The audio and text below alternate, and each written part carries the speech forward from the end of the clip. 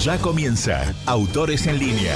Noticias y reportajes con los autores de radio, televisión, teatro y cine.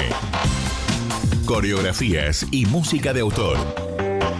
Conducen Alejandra Boada y Raúl Martorell.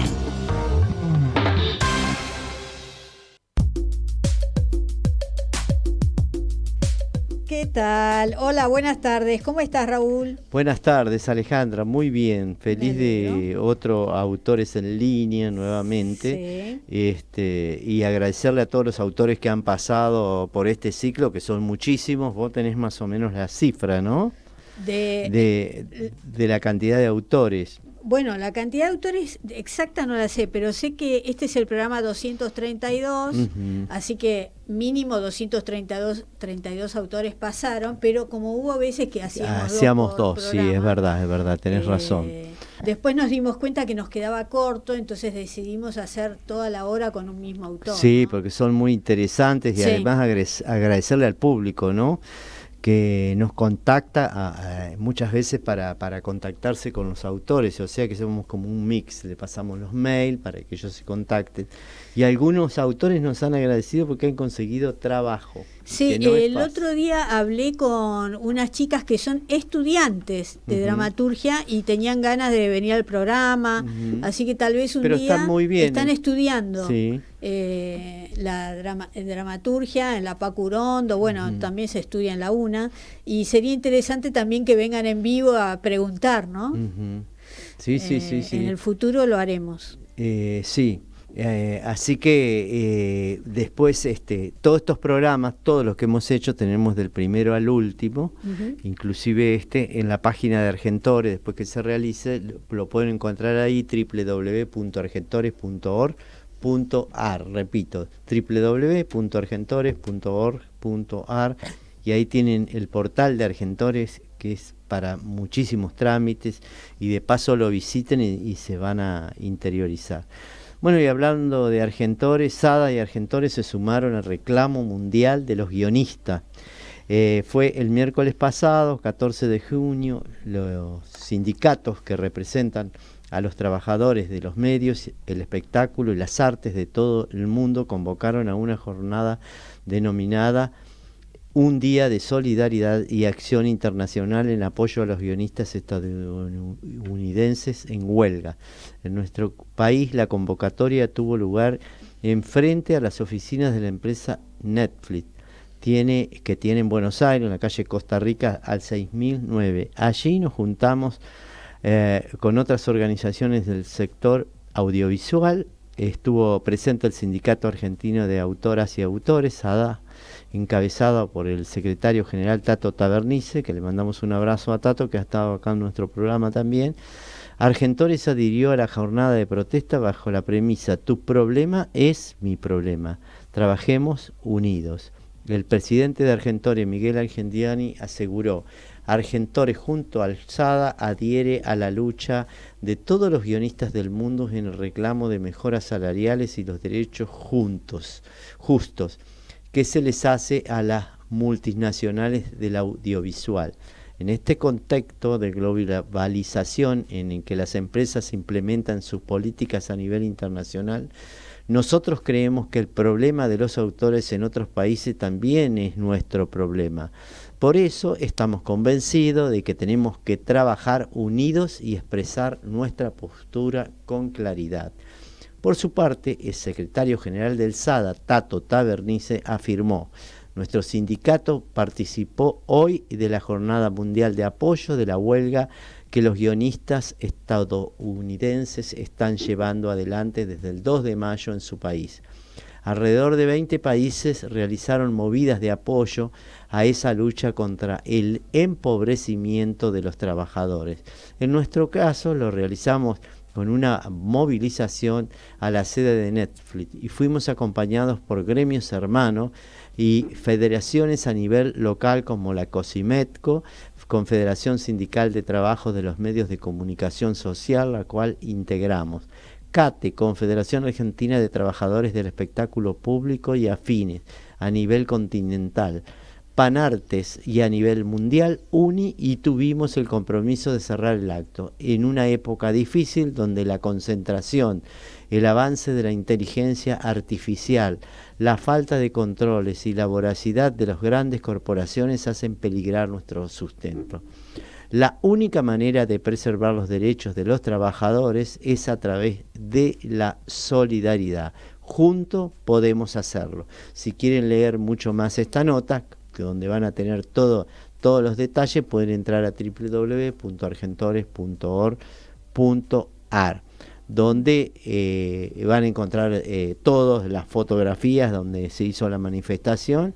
Y con esto termino. Las acciones llevadas a cabo en distintos puntos del planeta van desde piquetes en las oficinas locales de los miembros de la Alianza de Productores de Cine y Televisión, asambleas en los estudios de rodaje, debate de miembros y campañas en las redes sociales. En muchos casos, los actores, directores, personal técnico, músicos y otros trabajadores culturales y sindicatos se han unido a los guionistas. Sí, quería agregar que una de las propuestas que hicieron los guionistas, que en realidad era contra Netflix le proponía 20 semanas de trabajo para hacer 2 temporadas. O sea, que era imposible prácticamente, y que decían que una serie de 8 episodios en una plataforma digital se resuelve con 4 guionistas, cuando en realidad el sindicato considera que deberían ser 7, no 4. 7, sí, es muy poco. Y por otro lado, ellos pidieron un incremento del 6%, y las compañías le dan el 2%. Sí. Entonces ahí hay una puja, son 14 propuestas, de las cuales hay 6 que no han llegado a ningún acuerdo. Cuando vos decís 4 guionistas, te hago un punto ahí, sí. Lo que hacen es que en lugar de trabajar una cantidad de horas, con 4 guionistas tienen que trabajar el doble y cubrir los otros 3 que faltan, que serían 7. Claro. O sea, viste, ese es un trabajo que no es fácil escribir, ¿no es cierto? Y estar sentado tanta cantidad de horas escribiendo y bajo esas condiciones, ¿no? Además, dicen que fue un año récord de beneficios para estas empresas, sí. Y que, bueno... Podrían invertir un poco, ¿no? O sea, invierten, pero no en los guionistas. Claro, no invierten en eso. Es increíble, ¿no? Sí, pero bueno, dice que el año pasado ganaban $250 millones los ejecutivos, o sea, los directivos de las empresas, de Netflix, todo, $250 millones al año, y que eso podía cubrir el sueldo de unos 10.000 escritores. O sea, no tiene sentido. No tiene comparación. Así que bueno, apoyamos también desde acá esa huelga. Por supuesto, y acompañamos desde Argentores y desde el SADA, el Sindicato Argentino de Autores, que pueden entrar y buscarlo, Sindicato Argentino de Autores de la Argentina, que la sigla es SADA, la tienen en Twitter, en Instagram y también en Facebook, y entrar a la página del SADA, del cual soy integrante. Muy bien, Raúl. Vamos a presentar a nuestro invitado. Todos los autores tienen la palabra en Autores en Línea.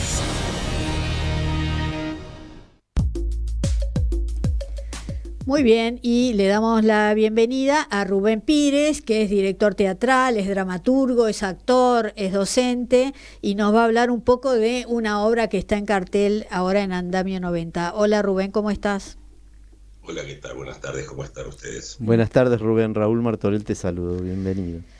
Un gusto, gracias. Bueno, Rubén, tenés una larga trayectoria, has hecho muchas adaptaciones también, ¿no? De teatro clásico, estuve viendo. ¿Es más difícil adaptar esas obras que, digamos, conoce la mayoría de la gente? No tengo una respuesta así muy clara. Empecé haciendo mucha adaptación en teatro fundamentalmente. Cuando empecé a escribir me volqué por la poesía, pero cuando empecé teatro, si bien escribí una obra en conjunto en ese momento con Nina Cortese, después hubo varios años en que hice adaptaciones y me es ameno trabajar autores clásicos. Creo que tienen mucho material. La estructura dramática que tienen la mayoría de los clásicos es sólida, hay un sostén muy fuerte para el escritor, y también creo que ya una traducción implica una adaptación, porque tenés que adaptar a otra lengua de la genuina con la que pensó el autor, o sea que ya ahí hay una adaptación, ya en una traducción. Lo que uno hace desde el primer rol de tomar el material es ser un intérprete, y me gusta ser intérprete, no me es difícil eso, me gusta. A la hora de tomar una obra, también investigás un poco la historia del escritor, de la persona que lo escribió, el contexto más allá de la obra. Eso sí, es un trabajo que cada autor nuevo que me ha convocado a adaptarse, me llevó un trabajo concreto de ver su contexto histórico, ver cómo se producía ese teatro, en el caso de Shakespeare. El espacio escénico también tiñe mucho la escritura del autor. En el caso de Shakespeare, al no haber bambalinas, al no haber patas, al no haber telones, hay una forma de escritura, el espacio dividido en 2 pisos atrás del Teatro del Globo hace que uno entienda a dónde está el personaje al que le habla. Por ejemplo, Polonio, cuando le habla a Hamlet, en determinado momento te das cuenta que está en el primer piso del teatro por lo que está haciendo y le permite hacer una parte. En el caso, por ejemplo, de Marat-Sade, tuve que ponerme al tanto de todo lo que fue la Revolución Francesa, porque no era si bien había estudiado en la secundaria, no era un material que yo tenía muy claro, no tenía muy clara la figura de Marat, la figura de Sade, la figura de Rousseau, varios personajes que convoca en la obra, y sí, tuve que estar por ahí un par de meses leyendo material de la historia, y a su vez después de cómo el autor, en el caso de Peter Weiss, que venía trabajando con Brecht, de qué forma concebía el teatro, de qué forma trabajaba con el collage, cómo incorporó la música, y a su vez después ver cómo eso me interpelaba y traducirlo en mi mirada. En el caso de Pirandello fue lo mismo. En el caso de Beckett me llevó casi 1 año y medio de meterme en su mundo, de leer su biografía, de leer varios materiales que me facilitó la última pareja de Gerberov, que había trabajado mucho con el material de Beckett, Graciela Hernández. Ahora en el último tiempo me metí mucho a ver de qué iba el grotesco criollo y en qué mundo se había gestado y qué música y qué pasaba con Buenos Aires en ese momento. Lleva un trabajo que es muy grato porque te abre a otros horizontes que por ahí uno no entraría. Y agradezco porque me ha involucrado a investigar en muchos materiales. Sí, está buenísimo, ¿no? Meterte es como ir atrás en el tiempo y meterte como en ese momento, ¿no? Que estaba pasando en esa ciudad o en ese lugar. La verdad, muy interesante y muy diverso, ¿no? Porque pasás por distintas épocas y ahora justamente la obra El Organito está escrita... En principio quería saber si estaba escrita en idioma lunfardo y si lo dejaste así, el lunfardo. Está escrita en cocoliche, que era el lenguaje que se fue generando en la colectividad italiana que emigró a Buenos Aires en la primera gran inmigración después de la Primera Guerra Mundial. Ahí se genera ese lenguaje, mezcla de italiano y español y porteño que construye ese coliche, pero a su vez también, particularmente en esta obra, El Organito, a diferencia de Stefano, los hijos hablan en un argot de la época, que era un lenguaje de las orillas, porque son todos mendigos, entonces tienen una forma de hablar muy particular. En un primer momento, el Cocoliche sí, la idea era respetarlo, porque me parecía interesante ya en estos materiales como el organito, Estéfano y la anterior que había hecho sobre el grotesco, que era una versión de la vida de Enrique Santos Discépolo. Me interesaba ahondar en ese universo y me parece que construye una poética en sí mismo el tratamiento de ese lenguaje. Eso también llevó a un tipo de vestuario determinado, a un tipo de maquillaje determinado también, que todo en sí mismo tenga un cuerpo poético que responda a esas características.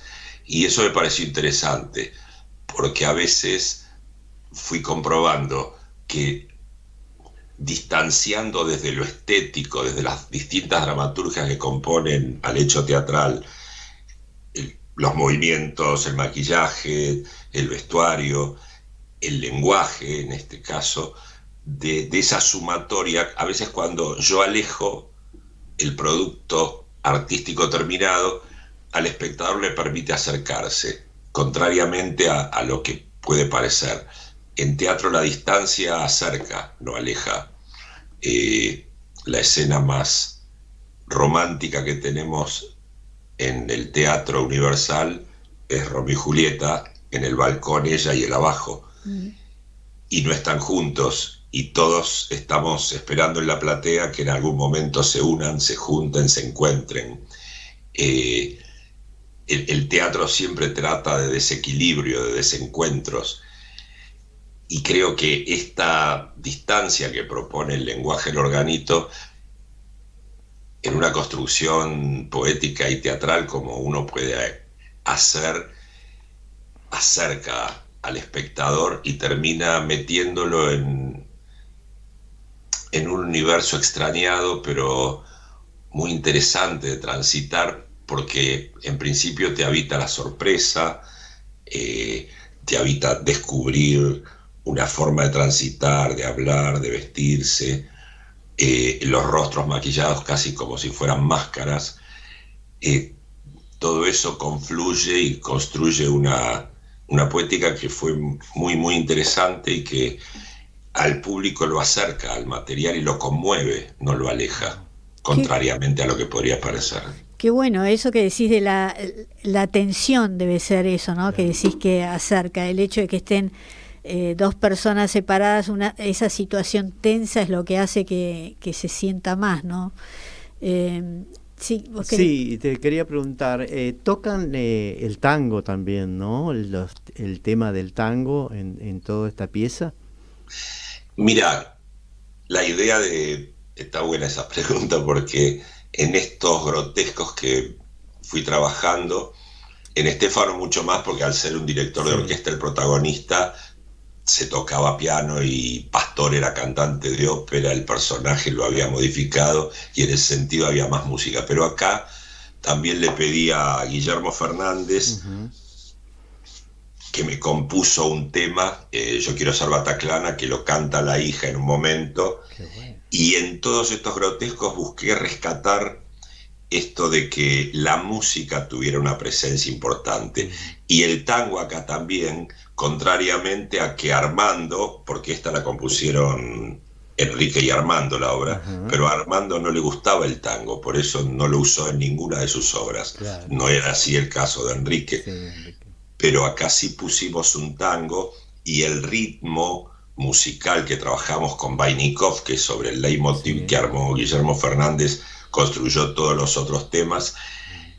Trabajo sobre tango, pero no un tango de la época, o sea, nunca busco reconstruir una época, no es eso lo que me mueve. Trato siempre de que la poética nos interpele desde el aquí y el ahora. Claro, es una creación para la pieza. Totalmente.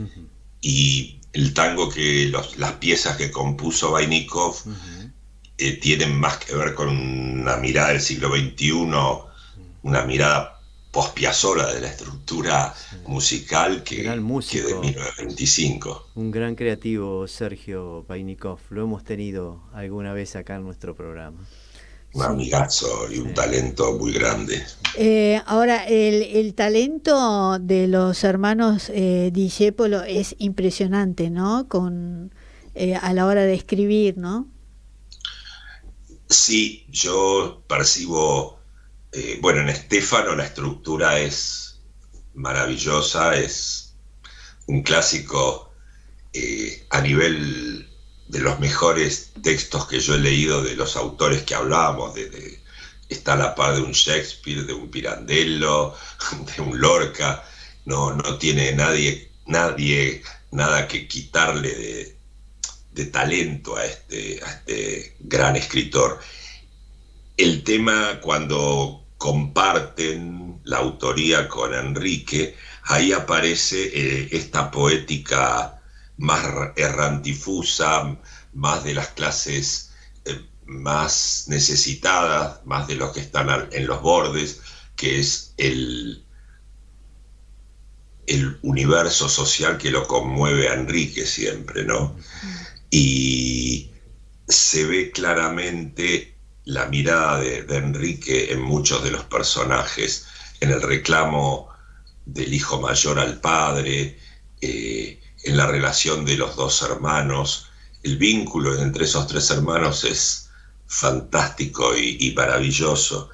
El monólogo que hace Payasito de cuando le cuenta a la hermana lo que es trabajar en el teatro de revistas y el asombro que él siente al haber ido a ver a una amiga de la hermana y que se hizo bataclana, y cómo describe el teatro de revistas.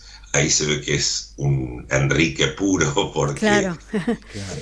Tiene esa mirada que uno le veo por ahí, le puede haber visto si vio la película El hincha, o esa pureza dolorosa que tiene en comunión con los otros, ¿no? Qué bárbaro. El organito se refiere al organito ese que van girando. Que tenía el pajarito, ¿no? Un lorito era, ¿no? Sí. Habla de ese organito que tenía la cotorra, sí, que sacaba la suerte. Sí. Creo que en San Telmo hay uno todavía, ¿no? ¿Puede ser? Puede ser que en la plaza hay uno. Sí. Acá se perdió mucho el organito. Estuve muy indagando por todos lados a ver si conseguía uno, quien lo haga, y acá se perdió. Sí. No así en Chile y no así en México. ¿Cómo es el sistema? ¿Me lo explicás bien, por favor? El organito es una caja musical que gira como si fuera una gran caja de música. Uh-huh. Y es con un sistema de cuerdas que golpean sobre un rodillo y que va sonando. ¿Viste las cajas de música? Cuando sí, los oyentes, si las tienen, van sonando distintas notas. Claro. Hace girar y ahí suena como un carillón. Uh-huh. Y la cotorrita la entrenaban y abrían un cajón y sacaba con su pico una suerte que te decía: este año vas a encontrar el amor de tu vida, por ejemplo. Ahora, el punto es que también, anterior a esta, escribe Armando el Mateo, que también tomaba el tema del desempleo que empezaba a tener el que manejaba el Mateo con la aparición del automóvil. Acá en el organito, en 1925, pensemos que hacia 1918 se toma como punto de partida lo que es el tango canción con Mi Noche Triste. O sea que estamos a 105 años de que el tango como tal se instaló. La aparición del tango en Buenos Aires, a su vez, hay una obra que está en ese momento dando dando mucho que hablar en el circo, que es el Juan Moreira. Sí. Que en 1922 logra un éxito en el que van a verlo tanto las clases altas, cultas, aristocráticas, como la clase baja.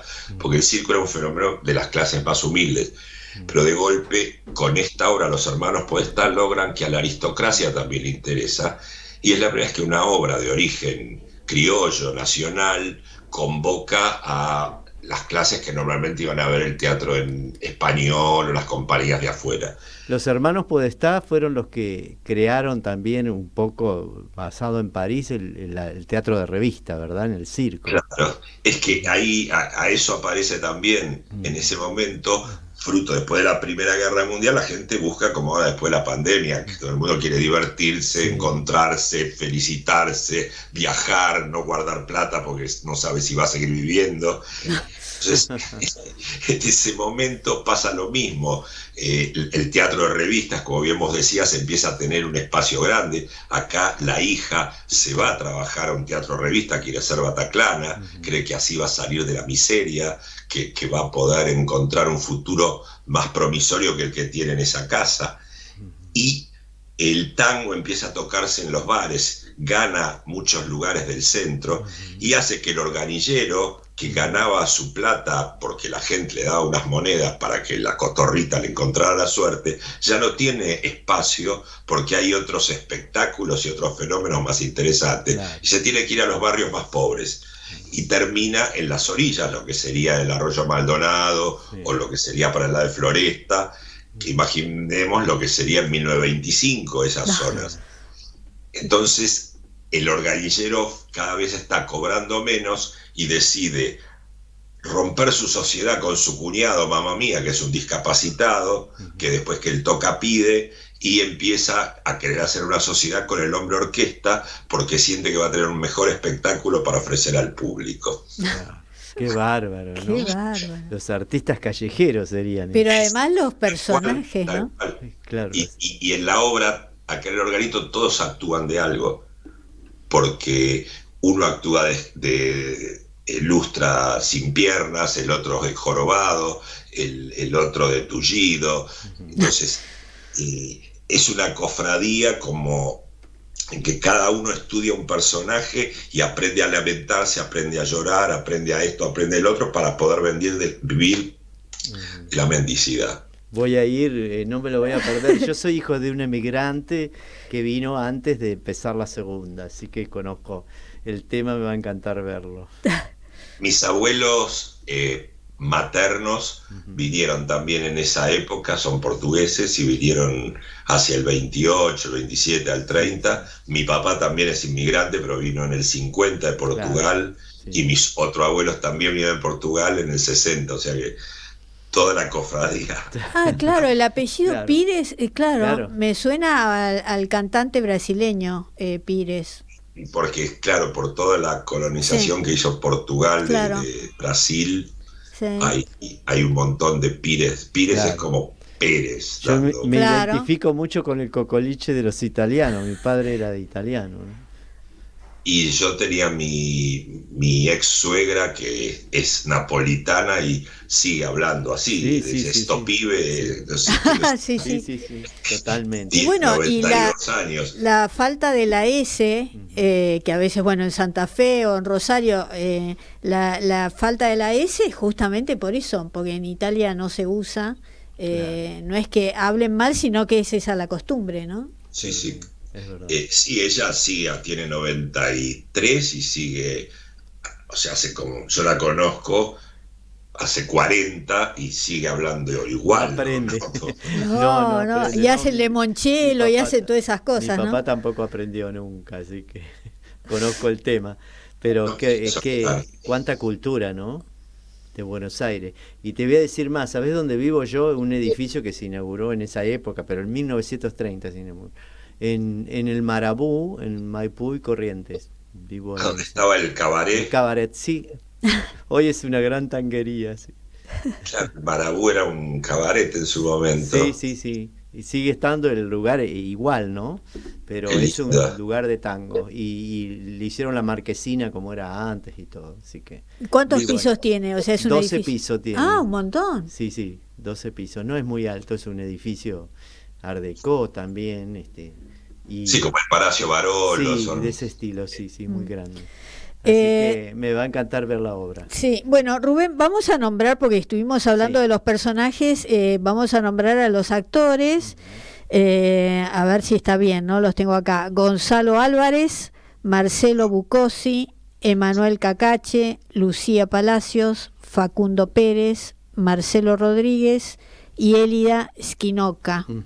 Exactamente. El vestuario es de Nélida Bellone, Rubén Pires, la escenografía y luces es de Rubén Pires, la sala es el Andamio 90 en Paraná 660 y las funciones son los domingos a las 17:30 y dura 70 minutos, el tiempo justo, seguramente nos vamos a quedar con ganas. Hasta ahora, bueno, estuve viendo las críticas del diario La Nación, todas hasta ahora muy buenas las críticas. ¿Está funcionando bien la obra? Por suerte sí, hay una media que sostiene, porque los teatros independientes también son parte de la crisis que está pasando. De hecho, las entradas de teatro independiente se sostienen en valores muy poco. Imposibles. No sé si querés decir cuánto vale la entrada. 2.500 pesos. No lo quise decir yo, no sabía si podía decirlo. Sí, estudiantes y jubilados en boletería pagan 2.000, o sea que el costo realmente no es un costo, pero tampoco se puede subir y es un tema, sobre todo para obras de mucho personaje, como el caso de esta, que la cooperativa somos 10 de esta obra. O sea, hay mucho amor al arte en el teatro independiente. Sí, eso pero lo es un hablamos éxito, siempre. Estas temporadas el teatro independiente va mucha gente. Yo sé que es poco el costo de la entrada, cuando hay mucha gente, por supuesto, no se puede vivir de eso, se vive del arte, ¿o no?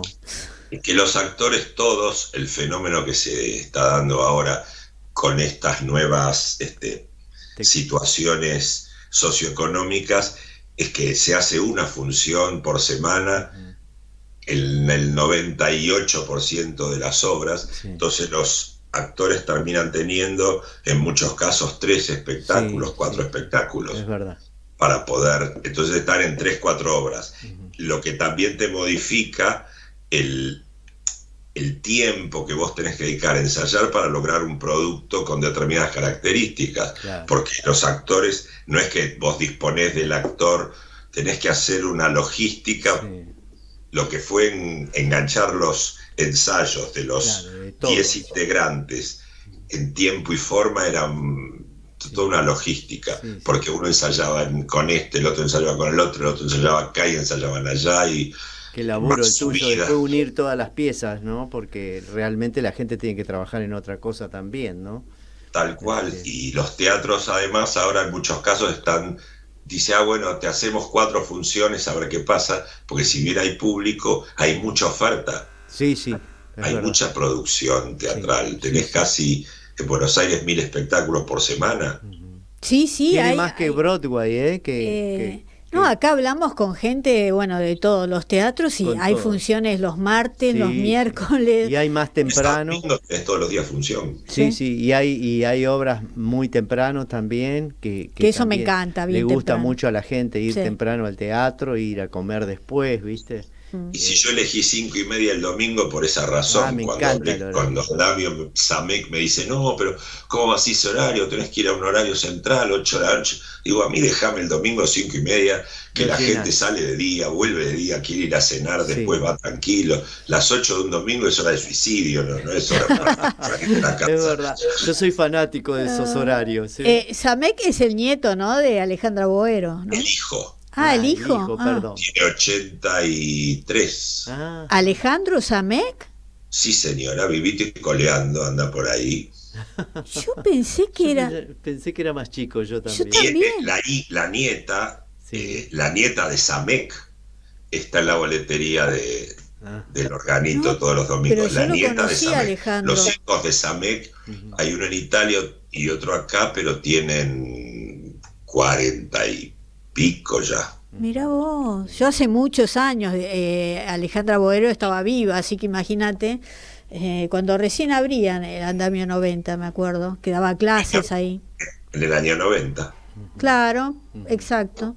Por eso lo llamaron Andamio 90, que lo abrieron con final de partida que hacía y dirigía Alfredo Alcón. Sí.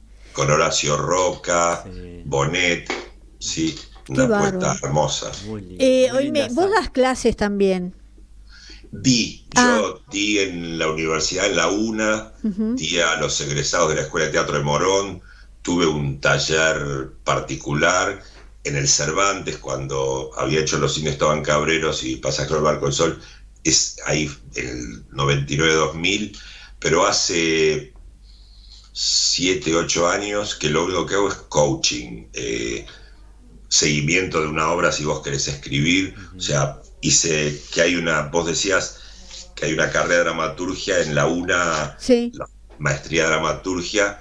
Justo cuando era docente hice esa carrera porque me interesaba ampliar el espectro de materiales, ver otras miradas. Entonces cursé toda la maestría esa, y después de eso como que preferí hacer coaching individual sobre una obra, seguimiento a un director en un trabajo o un actor en un personaje, pero no estoy dando así talleres. Claro, pero qué bueno, con todo lo que investigaste y sabes de Beckett, de Shakespeare y todo eso, está buenísimo. El que quiera meterse en ese camino, bueno, una asesoría al respecto, ¿no? Sí, por supuesto, pero además es difícil asesorar, no es un trabajo fácil a quien esté escribiendo, ¿no? Tiene que ver un poco con esta pregunta que me habías hecho antes de si investigaba o estudiaba. Es una sensación muy particular la que por lo menos yo transito cuando adapto, porque siento que uno es como se lo decía a los alumnos o para los actores, uno tiene que ser como una caña de bambú por donde pasa el aire, tiene que dejar pasar al otro, y ahí entra a suceder algo cuando uno suelta, en que se acomoda todo de una forma muy fantástica. Y cuando trabajás con un alumno o con alguien que está escribiendo, dirigiendo, es lo mismo. Uno tiene que entrar en una comunión con la mirada, con la forma que tiene esa persona de concebir y con qué es lo que quiere contar. Porque no es lo que yo quiero contar. Uno es un puente para que el otro logre destapar, liberar o encontrar su poética, su propia poética. Qué bueno. Tengo entendido que estás además dirigiendo una obra, no sé si todavía están, en El Tinglado, que la obra es de Florencia Aroldi, que le mandamos un beso, estuvo con nosotros Florencia. ¿Puede ser? Estuvo 2 meses, pero ya bajó, fueron unas funciones concretas que se hicieron, pero ya bajó. Tríptico variopinto. Exacto, tríptico. ¿Y cómo es la experiencia esa de dirigir obras que, o sea, te llaman y te piden que las dirijas? ¿Cómo es eso? Donde vos no sos el autor. Un producto que una actriz pidió de armar un proyecto y entonces estuvimos buscando materiales. Ahí apareció Florencia, una prolífica autora. Sí. Me parecía que como era me interesó trabajar una mirada desde el universo femenino, las 3 obras, elegí 3 obras cortas de ella que tenían que ver con estos universos, y trabajamos con Silvia Dietrich, Fito Gianelli, Gonzalo Javier Álvarez y Cintia Thié. Los 3 materiales duraban 1 hora y se hicieron en El Tinglado. Sí, bueno, Florencia es la hija de Aroldi, el poeta también, ¿no? Tal cual. Que tiene mucho de esa época del tango, ¿no? Y de María Ibarreta. Y de María Ibarreta, sí, que también la saludamos a María. Te quería preguntar con respecto a la obra, al organito, en donde acá hablan sobre la realización de objetos. ¿Los objetos cuáles son? ¿Qué es el organito? ¿Qué es? Por ejemplo, se realizó el organito, que lo hizo en madera de cedro Leonardo Ebrard, que es un artesano que trabaja en madera, es actor y egresado de Andamio, pero vivía de sus artesanías en madera, y él tuvo la generosidad de armar un organito que es una belleza. Y el trabajo después está fileteado por Silvia Dota. Entonces quedó un objeto que es maravilloso. Después hay el tambor del hombre orquesta, que también hubo que hacer un objeto en particular. Eso lo hizo Miriam Manelli, que es la que viene trabajando conmigo y me hace ese tipo de objetos o sombreros. También hizo el aplique de peluca con el sombrero de Mamma Mía, que tenía que tener así todos unos pelos muy particulares. El mundo de los objetos que se hablaba era ese del tambor que usa, grande, que no tenía que ser pesado, que se hizo todo en cartapesta. El color que se usaba, que tuviera una textura de un uso, que fuera de un artista callejero, porque no podía ser nuevo ni algo comprado, así que te pongo... tenía que tener un tránsito todo, y el organito lo mismo. Esos son los objetos de los que se... ¿Y el organito le hizo también el instrumento adentro o es visual nada más? No, es visual. Ajá. El instrumento adentro era imposible el costo. Sí, ¿no? Claro. No, igual acá con toda esta gente, todo este trabajo, es de una producción enorme. Pero impresionante, porque cuando él nombra lo del tambor, lo que decís es verdad. Los artistas callejeros que tienen los instrumentos afuera, al aire libre o a la exposición del sol, no tienen el mismo color de los instrumentos que están adentro.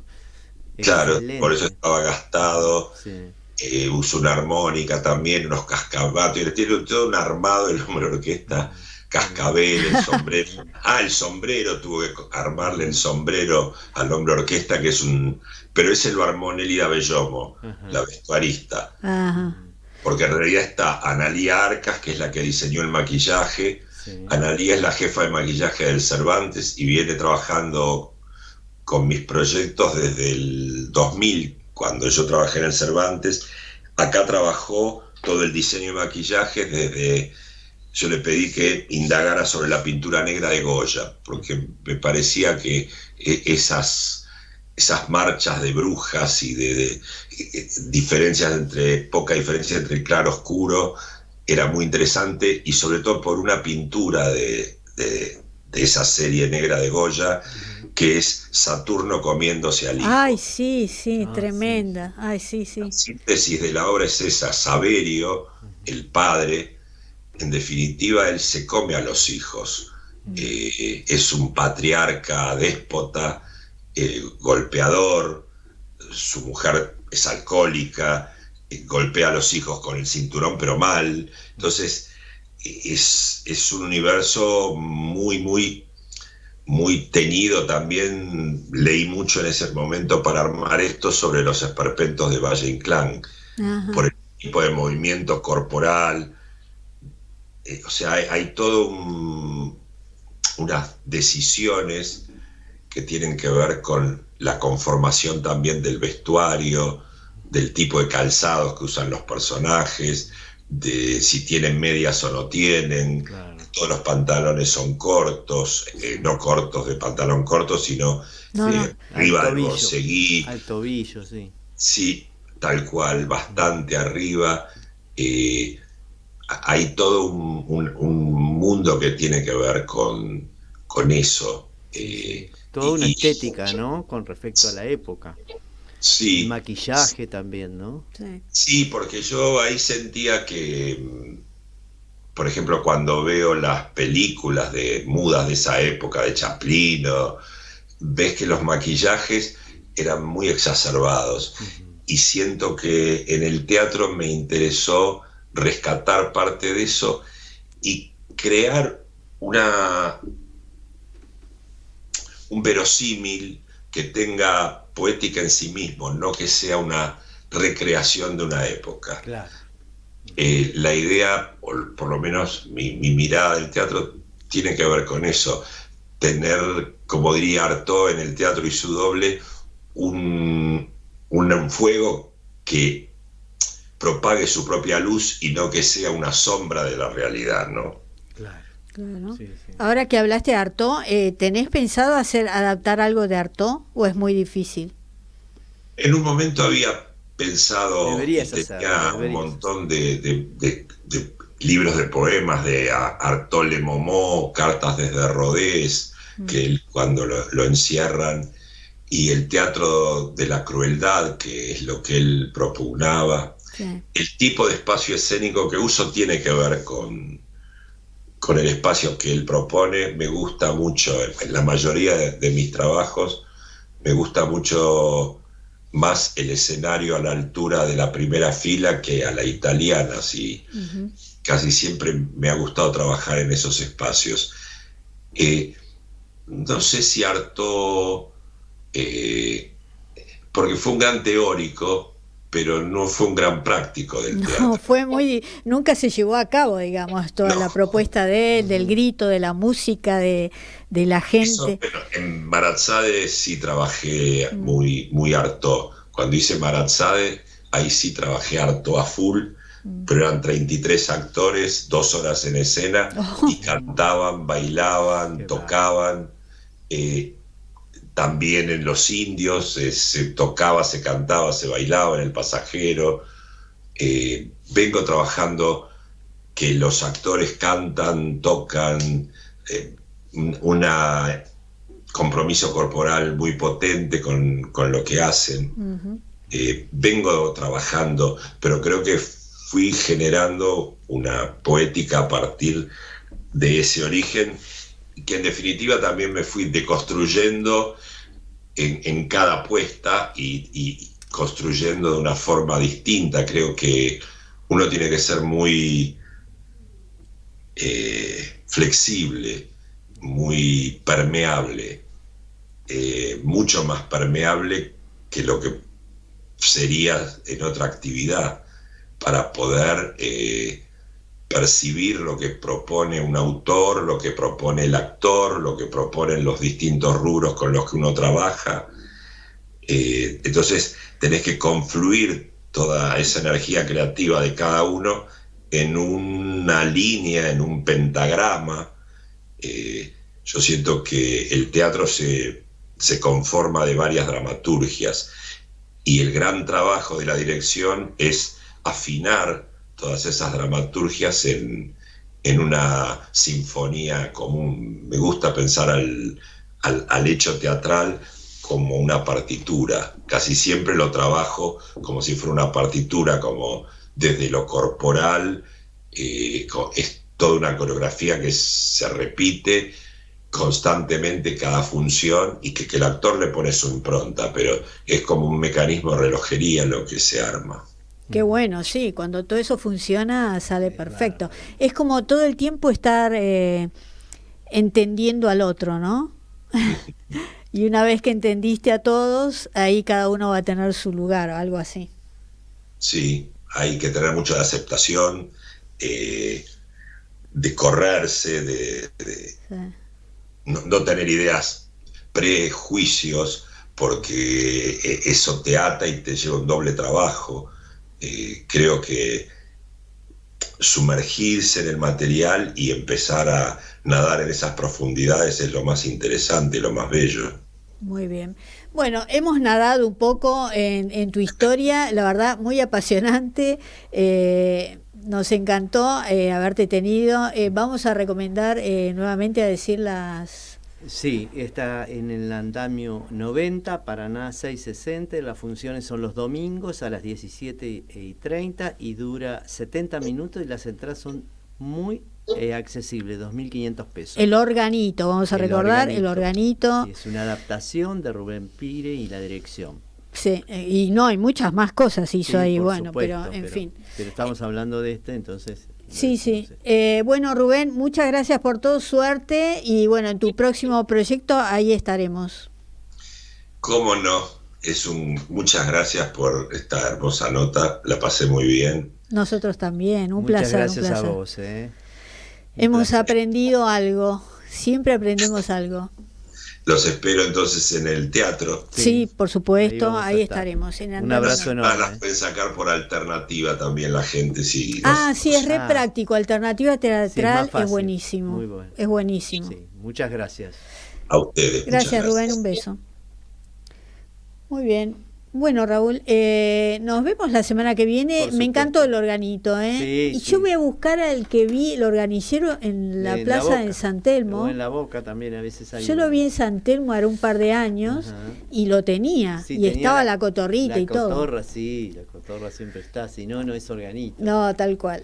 Bueno, nos vemos la semana que viene. Claro, hasta la Bye. semana que viene.